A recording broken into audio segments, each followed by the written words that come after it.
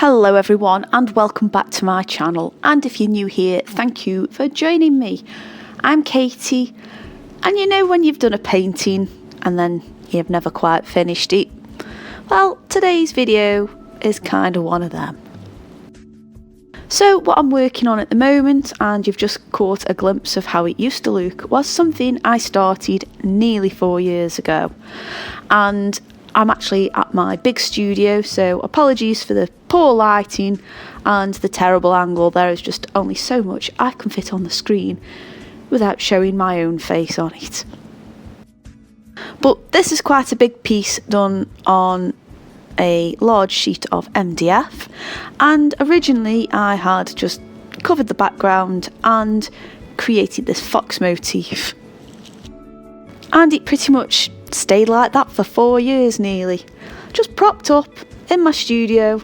I'd just move it from wall to wall because it would be getting in my way, but I never really wanted to get rid of it because I quite liked it. And to create all them crazy patterns you can see on the fox's tail, I used embossing powders and a heat gun, and I loved it, but it was incredibly time consuming and there would have been a better way of doing this. However, I'd already committed and ran out of supplies and didn't really do anything with it since, and it's just stood like that for ages. So I decided, at least for now, I am going to come back to this, but I wanted to just flatten everything out and start again. Now, I really like the idea of adding a pattern to this, and I will come back to it. I just need to find the right medium to do that with. But for now, I just wanted to have some really bright, bold colours on there and some nice contrasts. So what I've used is just some acrylic paint, to be honest. I've had these acrylic paints for years and years and years, and it used to be a medium I used all of the time, and then I kind of fell out of love with it. But you know how it is, you have these supplies for a long time and they're just sitting around doing nothing. So I thought, right, I have a painting that's not finished, sitting around doing nothing. I have these paints which are sitting around doing nothing. I think I might as well just put the two together and see what happens, because at this stage I've got nothing to lose. There are also various qualities. I wouldn't say they were premium acrylics by any means, but there are some good quality ones and there are a few craft acrylic ones as well. And to be honest, I think both have got their uses.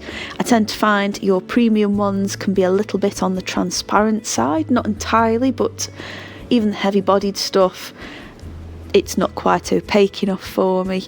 And the craft stuff, although it's opaque, you need to put some layers down because it just doesn't quite have that even coverage. So there's pros and cons to both, but I'm using both on this picture.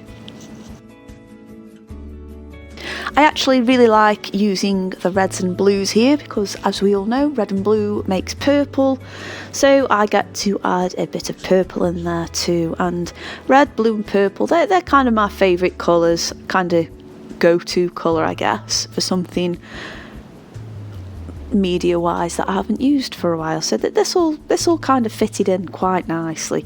And maybe I can get a bit of a galaxy theme going on here.